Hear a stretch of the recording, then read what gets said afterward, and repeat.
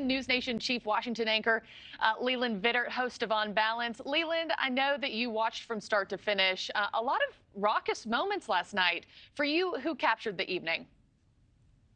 In the eye of the beholder, and I think it depends on what you're looking for in terms of who had a moment or a breakout moment, because the Republican electorate is looking for different things.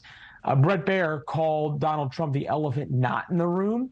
And if there was anybody who truly won last night, I think you'd have to say it was Donald Trump, because you had to ask me who won. If there had been a clear winner last night, if everyone said, "Oh my God, this is the candidate who so distinguished themselves, we must now all look at them in a different light," that would be a very different situation this morning. But that didn't happen last night.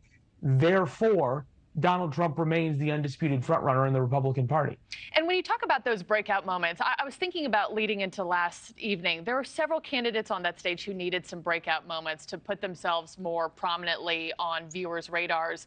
You think Doug Burgum, Tim Scott, Asa Hutchinson. Did any of them have any sort of breakout moment that stood out to you that you thought was good for the American people and Republican voters? Well, first of all, good for the American people is to hear more viewpoints, and that's what people got an opportunity to do. Doug Burgum's people would tell you that when he answered questions, he did so strongly, but he didn't get a lot of at-bats, which sort of speaks to where he is in the polls. He's a very affable governor of North Dakota. Did he have some moment that all of a sudden viewers or voters said, "Wow, I'm really interested in that guy. I didn't expect that"? Probably not. Tim Scott, a strong performance as well. Again, is the country at the point, and you've got to match a candidate to the point the country is at. Do they want the very nice guy, the nice guy? Yeah. We'll see. There's, again, the fact that we're not all talking about one person, one moment, and saying, boom, there you go, kind of tells you what the result of the debate is. Yeah, I actually thought Burgum's best moment was before the debate, when he got emotional being asked, because he hurt his leg playing pickup basketball. Yeah. He got emotional saying about the military, saying, with all they do for country, the least I can do was stand on stage for 2 hours. A lot more eyes on Vivek Ramaswamy lately as he's gained steam. He was the target of a lot of attacks last night, but he also came out swinging against his rivals. Let's play some sound real quick.